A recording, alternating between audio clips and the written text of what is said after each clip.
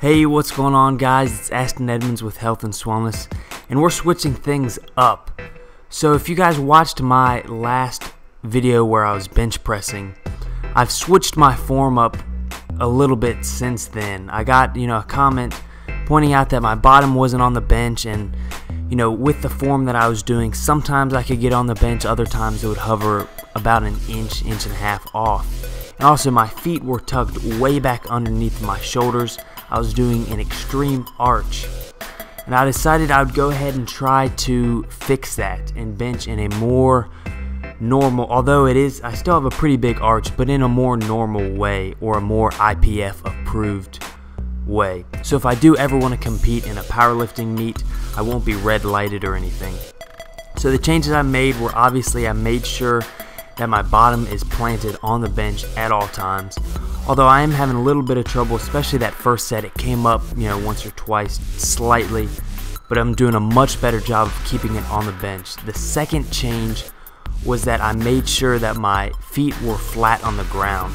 Now, some powerlifting federations allow you to just be on your toes, although the one that I would be interested in competing in someday, not anytime soon, would be the IPF or the USAPL, which they require your feet to be flat on the ground.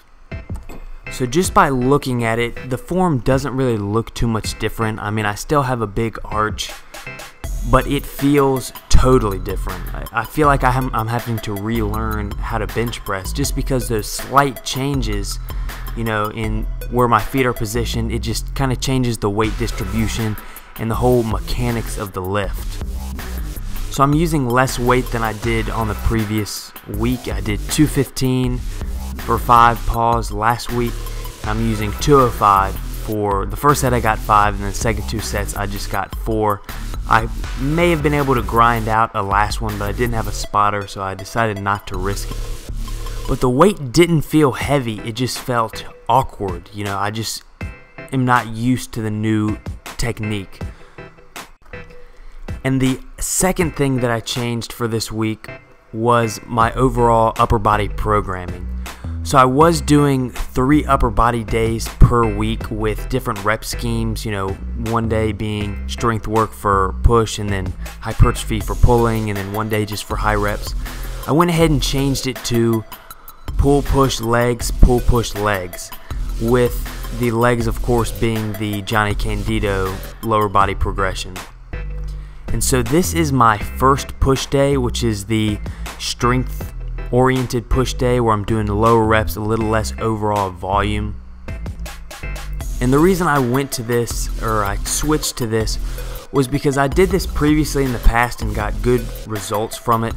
And when I was doing the 3 upper body days per week, I was doing it almost as an experiment. I was experimenting on my body, seeing how it would react to the ultra high frequency. And I think it has the potential to work, but when you increase the frequency, you have to decrease other training variables. You have to either decrease the volume or decrease the intensity, and that's just something that I couldn't do for whatever reason. I would just want to keep pushing. I felt like I could keep pushing while I'm in the gym, or if I kept the volume high and the frequency high, then I would have to go in and use a certain percentage of my max, a much lower percentage than I would if I'm just doing everything twice a week. And so I couldn't auto-regulate myself and my training enough to be able to recover between sessions. So basically I was just running myself into the ground. I would train really hard, and then I would have to train really hard again before I was even fully recovered from the previous session. So I don't think that it was giving me, the optimal amount of progress, just because I wasn't getting enough recovery time. So I cut back the frequency, and the overall volume, of course, is lowered as well. And I'm hoping that maybe I'll even get some sort of super compensation benefits from, adapting somewhat to that higher frequency and now cutting back the frequency. Maybe my body will, super compensate, and I'll see hopefully a lot of gains now that I make this switch.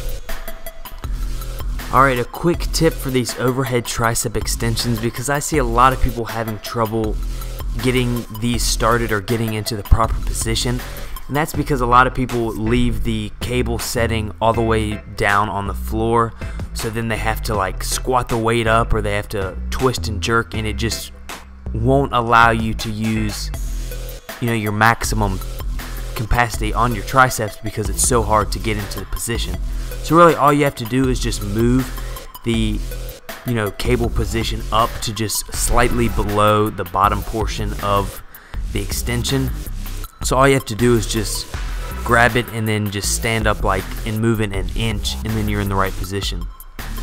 Next we moved on to tricep push downs, and I think for this next training cycle I'm going to experiment by using higher reps, 15 to 20 on these push downs.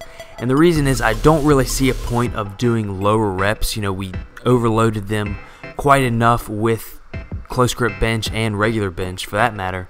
And so really using higher reps will just allow us to really fatigue them while still being able to maintain proper form, because it is very easy to cheat on those, you know, almost turning it into a dip motion. But we finished it off with pec flies. Just did a superset on this last set just to end the workout, kind of just exhaust everything. But this is pretty much the end of the commentary. There is a clip after this if you guys want to stick around. But if you enjoyed the video, please give it a thumbs up. That helps me out. And if you haven't already, go ahead and hit that subscribe button. You'll be notified when I upload future videos. Hey, what's going on, guys? Just got back from the gym and I figured I'd share with you my little post-workout ritual. Pretty much do this every day, but just ice cream and catching up on YouTube.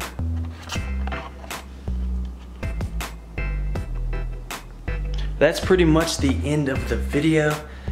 Let me know if you guys have any, you know, post-workout rituals, things that you do almost every day after the gym. For me, it's ice cream and YouTube.